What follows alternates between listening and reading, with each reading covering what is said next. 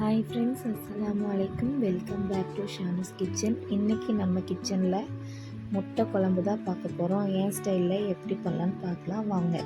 அதுக்கு முதல்ல நான் 2 துண்டு தேங்காய் எடுத்து கட் பண்ணி வச்சுருக்கேன். அது கூட கொஞ்சம் சீரகம் ஆட் பண்ணிக்கிறேன். ஒரு பெரிய சைஸ் நெல்லிக்காய் அளவுக்கு புளி எடுத்து ஊற வச்சுருக்கேன் தண்ணியில். ஒரு கைப்பிடி அளவுக்கு சின்ன வெங்காயம் எடுத்து கட் பண்ணி வச்சுக்கலாம் சின்னதாக. ஒரு மீடியம் சைஸ் தக்காளி எடுத்து கட் பண்ணிக்கலாம். அதுவும் சின்னதாக கட் பண்ணிக்கலாம்.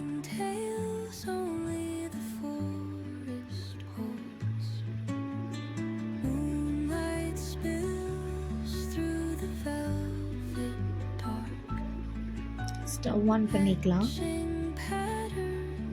இன்றைக்கி நான் மண் சட்டியில் தான் சமைக்க போகிறேன். ஸோ சட்டி எடுத்து வச்சுக்கலாம்.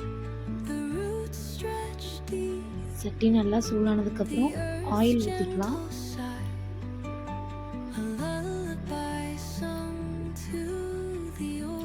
எப்போவுமே மீன் குழம்பு புளிக்குழம்புக்கெல்லாம் நல்லெண்ணெய் தான் நல்லாயிருக்கும். நானும் இன்றைக்கி நல்லெண்ணெய் தான் யூஸ் பண்ணியிருக்கேன். எண்ணெய் நல்லா சூடானதுக்கப்புறம் வெந்தயம் 1 டீஸ்பூன் போட்டுக்கலாம். வெந்தயம் நல்லா பொன்னிறமாக வதங்கினதுக்கப்புறம் நம்ம கட் பண்ணி வச்சுருக்கிற சின்ன வெங்காயம் ஆட் பண்ணிக்கலாம்.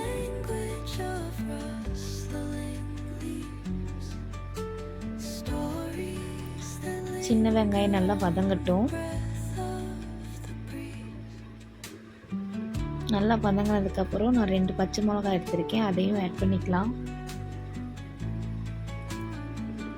பச்சை மிளகாவும் இந்த எண்ணெயிலேயே நல்லா வதங்கினதுக்கப்புறம் எடுத்து வச்சுருக்க தக்காளி ஆட் பண்ணிக்கலாம். தக்காளியும் எண்ணெயோட நல்லா வதங்கணும்.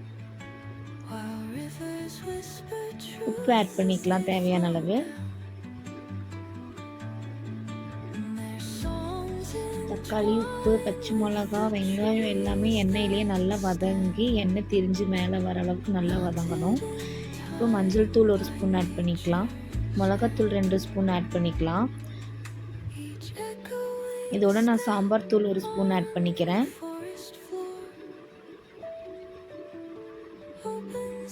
தனியாத்தூள் 3 டேபிள் ஸ்பூன் ஆட் பண்ணிக்கிறேன்.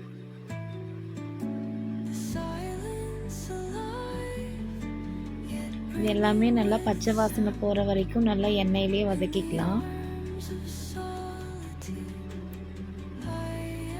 இப்போ கரைச்சி எடுத்து வச்சிருக்கிற புளி தண்ணியை ஆட் பண்ணிக்கலாம்.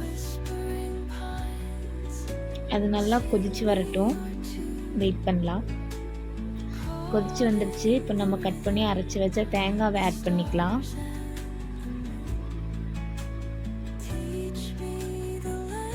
தேங்காய் போட்டதுக்கப்புறம் நல்லா மிக்ஸ் பண்ணி நல்லா கொதிக்க விட்டுடலாம் குழம்ப.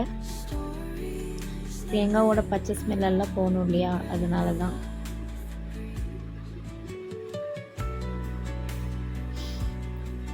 நல்லா கொதிச்சு வந்ததுக்கப்புறம் நம்ம ஸ்டார்டிங்லேயே முட்டை வேக போட்டுட்டோம். அதை நல்லா 4 பக்கம் கீறி குழம்புக்குள்ளே போட்டுக்கலாம். கொதிக்கிற ஸ்டேஜ் வந்ததுக்கப்புறம் நல்லா ஒரு மிக்ஸ் பண்ணிக்கலாம். மிக்ஸ் பண்ணிவிட்டு நல்லா கொதிச்சு வந்ததுக்கப்புறம் கொரியாண்டர் லீஃப் போட்டுக்கலாம்.